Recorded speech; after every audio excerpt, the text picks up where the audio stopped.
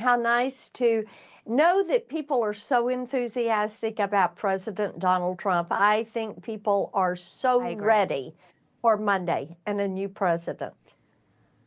You know, they're ready. This will be an inauguration with certain touches like, you know, the garbage truck that really are iconic things from this historic campaign that really gave power to the people. We have voted, they have spoken, and their commander-in-chief is about to be inaugurated. Your reaction, though, that Donald Trump just felt it was just going to be too dangerous. First responders, he talked about just, you know, the fact this will be 5 to 10 degrees. Not the first time Reagan was indoors in 1985. Was this the right move? What do you think about this decision? Ultimately a tough one, I'm sure. Yes, it is the right decision. There's to be 1 to 3 inches of snow on Sunday. And you think about that snow and ice on that platform and how dangerous that would be for people that are sitting on the platform, how dangerous it would be for those that are gathered on the mall with so much snow and ice. We still have snow on the ground here in DC, and we want everyone to be safe.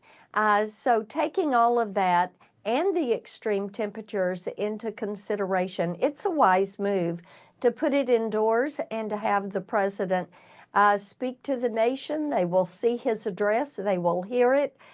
People in DC are going to be able to be out and about, but then get inside to safety.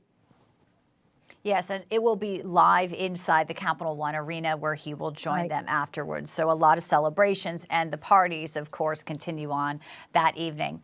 I would love to talk about your work this week, the confirmation hearings. We saw Pam Bondi, and you had a really great exchange with her talking about, you know, as the incoming Attorney General, what she would do with Supreme Court justices who may be threatened, as we saw attempts on Justice Kavanaugh not too long ago that the left really dismissed. Let's play this for our audience.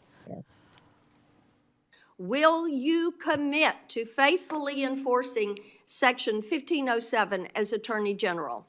I will faithfully enforce that law and all laws that I am asked to review. And Senator, I watched that on TV and it horrified me, the protesters outside their houses.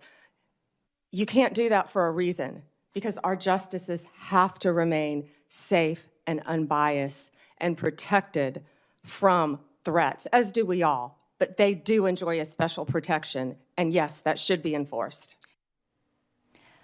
Senator, you chose to use your time to focus on that. Tell us why.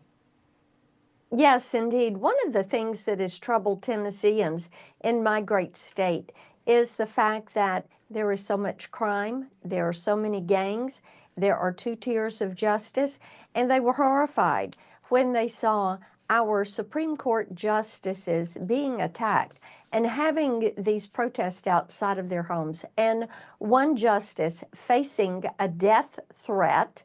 Someone tried to kill him, and people were like, wait a minute, you can't do this to a judge. And so we started to talk about Section 1507 and the importance of making certain that judges are protected and that they're not going to be assaulted, or individuals are not going to try to influence the outcome of a decision. They are there to abide by the rule of law. Justice is to be blind, and it is to be given equally, equal access, equal treatment, equal justice under law. That's what the American people want to see. It's certainly what Tennesseans want to see. So I chose to bring that up because people could not believe DOJ did nothing about this.